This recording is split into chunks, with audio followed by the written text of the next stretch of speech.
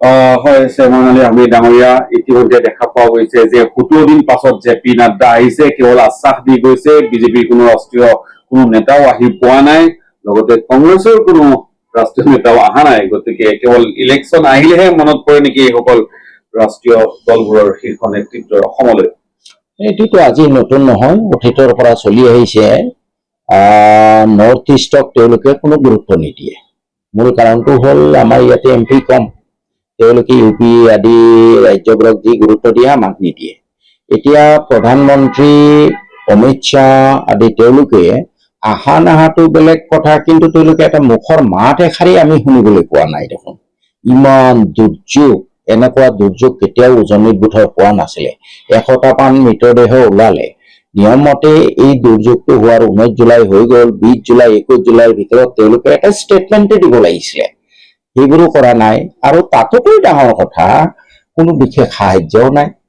আপুনি মাজতে অলপ টকা দিলে 379 কোটি, যিটো নৰ্মেলি পায়, কেতিয়াবা 600 কোটিও পায়, সেই টকাখিনিয়ে দিলে। এইবাৰ অসমৰ বানৰ কাৰণেতো একো স্পেচিয়েল দিয়া নাই। গতিকে এইবোৰ খুব দুৰ্ভাগ্যজনক কথা। মই ভাবো এতিয়া মানে ষ্টেট গভৰ্ণমেণ্টৰ ফালৰ পৰা নিজাববীয়াকৈ উদ্যোগ লৈ এই সমস্যাটো সমাধান কৰিবলৈ চেষ্টা কৰিব লাগে। কেন্দ্ৰই কি কৰে নকৰে, কোনোবাই কৈ থাকে ৰাষ্ট্ৰীয় সমস্যা। মই সেইবোৰৰ প্ৰতি বৰ বেছি ইণ্টাৰেষ্টেড নহয়। আমাৰ সমস্যাটো সমাধান লাগে। কেন্দ্ৰই যিমান দিলে বেংকৰ পৰা লোন লওক, নহলে অপেন মাৰ্কেটৰ পৰা লোন লওক, পিছত আমাৰ টকাবোৰ ওলাই যাব। চিল্ড ওলাব কিমান, ব্ৰহ্মপুত্ৰ নদী কণ্ট্ৰল হলে বা আপষ্ট্ৰীমত প্লান্টেশ্যন কৰিব লাগে, ইনডিস্ক্ৰিমিনেট ফেলিং অফ ট্ৰিজ বন্ধ কৰিব লাগে। এই কামবোৰ উদ্যোগ লৈ পেলাই কৰিব লাগে। আৰু এটা প্ৰশ্ন ওলাই আছে যে ধৰি লওক অবৈধ খনন, শিল পাহাৰ কাটি অবৈধ শিলৰ খনন বা বালিৰ খনন, এইবোৰৰ কাৰণে এই বানপানী হোৱা বুলি চৰ্চা হৈ আছে। সেইবোৰ বন্ধ হব লাগে বুলি দাবী উত্থাপন হৈ আছে। আনহাতে একেটা বিষয় মুখ্যমন্ত্ৰী আপক্ষীয়াকৈ এইটো বন্ধ কৰিব নোৱাৰাৰ তেনেধৰণৰ মন্তব্য তেওঁ ইংগিত প্ৰদান কৰি আছে। এই বিষয়টো প্ৰথম কথা হ'ল, বালি খনন বা অবৈধ কয়লা খননৰ কাৰণে আচলতেই বানপানীটো হৈছে নাই, এই বিষয়ে এটা ভাল এক্সপেৰিমেণ্ট হ'ব লাগে, এটা ষ্টাডি হ'ব লাগে। আমাৰ অসমত এনেকুৱা দুৰ্যোগ সদায় আহে, কিন্তু এই দুৰ্যোগৰ পিছত ষ্টাডি নহয়, কাৰণ কি আছিলে, সমাধানৰ ৰাস্তা কি, এইবোৰ নহয়। কিন্তু আপুনি কেৰালাত চাওক, তামিলনাডুত চাওক, তামিলনাডুত যেতিয়া ফ্লাড হৈছিলে, লগে লগে তেওঁলোকৰ এটা এক্সপাৰ্ট টিমে তাৰ ওপৰত এটা ৰিপৰ্ট উলিয়াইছে। মই আপোনাক দেখুৱাই দিব পাৰিম। কেৰালাই এটা ৰিপৰ্ট উলিয়াইছে এক্সপাৰ্টৰ দ্বাৰা। আমাৰ অসমত এনেকুৱা ধৰণৰ কোনো ষ্টাডি নহয়। মই ভাবো যে অসম চৰকাৰে এটা এক্সপাৰ্ট টিম, সকলো ধৰণৰ এক্সপাৰ্ট লৈ পেলাই এই দুৰ্যোগটো কিয় হ'ল, কাৰণটো কি, বালি খনন, কয়লা খনন নে অন্য কিবা, এই বিষয়ে এটা ষ্টাডি হ'ব লাগে। আৰু তাৰ ওপৰত তেওঁলোকে প্ৰেছক্ৰাইব কৰিব লাগে কি কি একশ্যন ল'ব লাগে।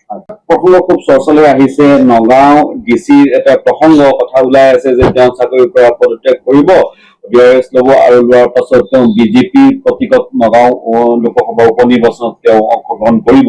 এই বিষয়টো কি কয় জনামূলা এনেকুৱা ধৰণৰ এই সিদ্ধান্ত যিটো চৰ্চাক লৈ পেলাই? নাই, এই বিষয়টো মই ক'ব নোৱাৰিম। আমোলা এজনে ৰিজাইগনেশ্যন দি তেওঁ নিশ্চিতভাৱে কোনো পলিটিকেল পাৰ্টিত তেওঁ যোগদান কৰিব পাৰে, ইলেকশ্যন খেলিব পাৰে, সেইটো তেওঁলোকৰ ব্যক্তিগত কথা। কিন্তু মই এটাই আপোনাক ক'ব পাৰিম যে আমি তৃণমূল কংগ্ৰেছৰ ফালৰ পৰা, তৃণমূল কংগ্ৰেছৰ এতিয়া অসম প্ৰদেশ তৃণমূল কংগ্ৰেছ কমিটিৰ মোক ভাৰপ্ৰাপ্ত সভাপতিৰ দায়িত্ব দিছে, আৰু খুব সম্ভৱ অতি সোনকালে মোক সভাপতিৰ দায়িত্ব দিব।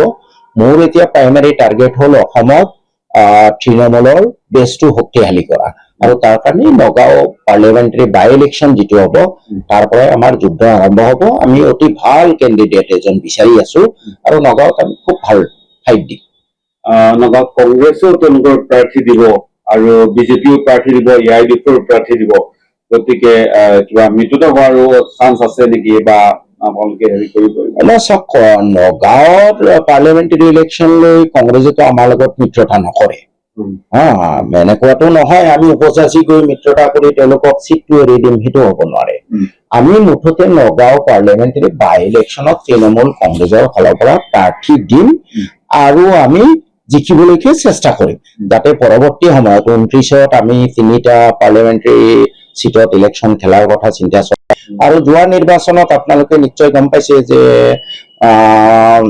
বিশেষকৈ মাইনৰিটি মানুহখিনি তেওঁলোকে কংগ্ৰেছক বৰ ভাল পাই পেলাই ভোট দিয়া নাই। আজি যদিও 19টা 18টা MLA হৈছে, তেওঁলোকে বাধ্যত পৰি বিজেপি শাসনৰ গাদীৰ পৰা আঁতৰোৱাৰ কাৰণে চকুত কলা কাপোৰ বান্ধি একমাত্ৰ হাতৰ ছবিত ভোট দিছে বিধানসভা। আৰু তেওঁলোকৰ মাইনৰিটি মানুহৰ ভিতৰত বহুত দুখ আছে, কাৰণ কংগ্ৰেছে প্ৰায় 60 বছৰ শাসন কৰিও তেওঁলোকৰ কাৰণে একো কৰি থৈ নগল। আজি যি উচ্ছেদ চলি আছে, কংগ্ৰেছে যদি এই সমস্যাবোৰ সমাধান কৰিলেহেঁতেন, মাটিৰ পট্টা দিলেহেঁতেন, আজি এইটো নহলহেঁতেন। নদীৰ কণ্ট্ৰল যদি কৰিলেহেঁতেন, ভূমিহীনক যদি মাটি দিলেহেঁতেন, এই কথাবোৰ আমাৰ সংখ্যালঘু মানুহে জানে। তেওঁলোকে অন্তৰত বহুত দুখ লৈ, বহুত বেদনা লৈ, বহুত পুঞ্জীভূত ক্ষোভ লৈ তেওঁলোকে বাধ্যত পৰি বিজেপিক আঁতৰোৱাৰ স্বাৰ্থতে কংগ্ৰেছক ভোট দিছে। এতিয়া আমি এই কংগ্ৰেছৰ বিকল্প হিচাপে তৃণমূল কংগ্ৰেছক থিয় কৰাবলৈ চেষ্টা কৰিম।